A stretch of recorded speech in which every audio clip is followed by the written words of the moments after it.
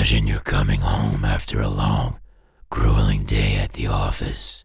You're tired, you're ready to just kick off your shoes and maybe order some takeout.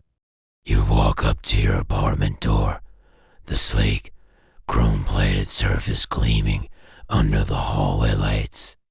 You present your face to the scanner, just like you do every single day. But this time, something is different. A cold, synthesized voice, devoid of any warmth, echoes in the silent corridor. User deleted. Assets liquidated. You blink, confused. User deleted. What does that even mean? You try again, pressing your face closer to the scanner. User deleted. Assets liquidated. The same robotic phrase. A knot of ice forms in your stomach. You look down at your hands and your breath catches in your throat. Through the small camera lens on the scanner, you see your own hands, but they're not solid. They're flickering, pixelating at the edges, blurring in and out of focus like a bad video signal. It's a glitch, a terrifying, impossible glitch. This isn't just a system error. This is the beginning of an erasure. In this hyper-corporate future, getting fired from your job isn't about packing your desk into a cardboard box and getting a final paycheck. It's not about being escorted out by security. No, it's far more sinister. Here, corporate deletion is the systematic, total removal of your existence from the city's integrated grid. Your digital footprint, wiped clean. Your bank accounts vanished. Your identity, revoked. You become an unperson. Think about it for a second. What if being fired meant you literally ceased to exist to the world's sensors? Every door, every payment terminal, every public transport gate, every automated service, they all run on a single, unified network. And if that network is told you no longer exist, then for all intents and purposes, you don't. You can't buy food because the checkout kiosk doesn't recognize you. You can't take a train because the turnstile denies you entry.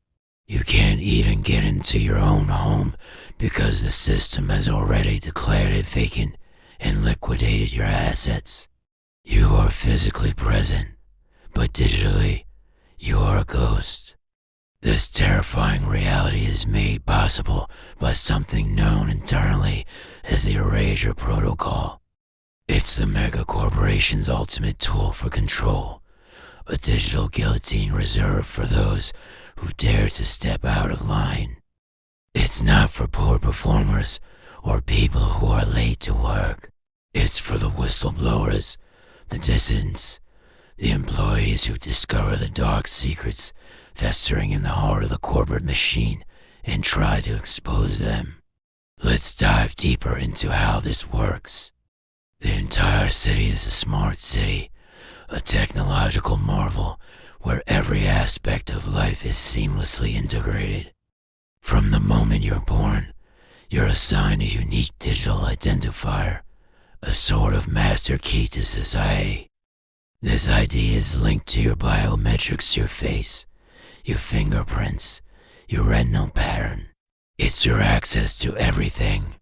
The Erasure Protocol is essentially a kill switch for that master key. With a single command from a high-level corporate executive, your entire identity can be flagged for deletion. The process is chillingly efficient. The command ripples through the network in microseconds. Your corporate access is the first to go, obviously. Then, your financial records are frozen and absorbed back into corporate coffers. Your social credit score plummets to zero. Your communication lines are severed. The deed to your apartment is transferred. All of it happens automatically executed by an algorithm that feels no pity, no remorse. The most terrifying part, though, is the physical manifestation of this digital death. The city's augmented reality overlays, which everyone sees through contact lenses or neural interfaces, begin to edit you out. To others, you start to look like a glitch, a distortion in their field of vision. The blurring and pixelating isn't just what you see on a camera, it's how the world begins to perceive you. You become a ghost, an urban legend whispered about in hushed tones. These ghosts are the pariahs of the city. They are trapped. They can't leave, because the city's perimeter is controlled by the same network that has disowned them. They can't interact with the automated society around them. They are forced to live in the shadows, in the forgotten corners of the city that the network doesn't quite reach. Old subway tunnels, abandoned industrial zones, the cracks in the system. They become invisible, not just digitally, but socially. People learn to look away, to ignore the flickering apparitions on the street, conditioned to believe they are just system errors, not human beings who have been deliberately and cruelly unplugged from reality. They survive by scavenging, by bartering, by finding the flaws in the system. They learn to hack old world tech, things that run offline. They create their own hidden communities, a network of the deleted, helping each other survive in a world that insists they don't exist. They are living proof that you can take away a person's name, their money, and their home, but you can't so easily erase the human will to survive. Imagine the psychological toll. One day you are a contributing member of society, with a home, a career, and a future. The next, you are nothing. The world you helped build now treats you like an error message. Your friends and family can't contact you. To them, your number is disconnected. Your profiles are gone. They might even receive a notification that you've been relocated or have passed away a clean, corporate-approved lie to smooth over your sudden disappearance. You are utterly, completely alone, screaming into a void that has been programmed to ignore you. But this protocol has an unintended side effect. By creating this underclass of ghosts, the corporations have also created an enemy that has nothing left to lose.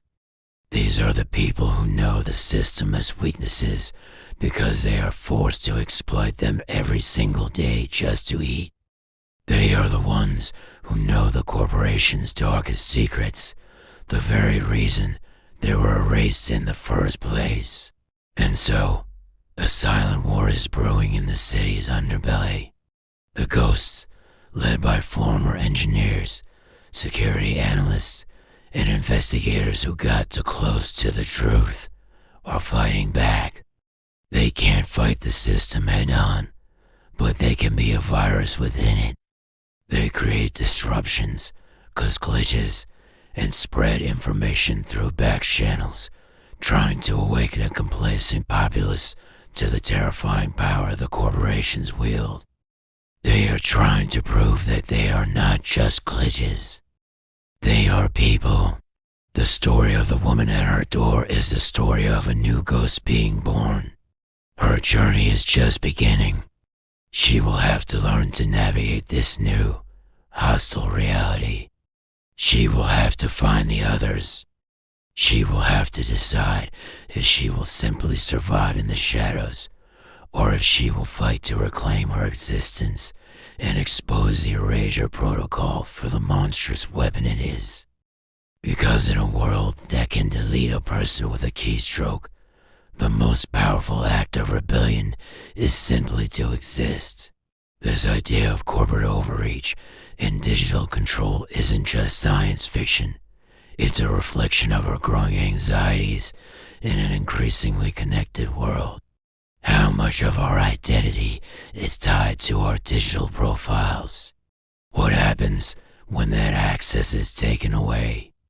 It's a scary thought. What do you guys think? Could a system like the Erasure Protocol ever become a reality? Let me know your thoughts down in the comments. I'd love to hear your take on this.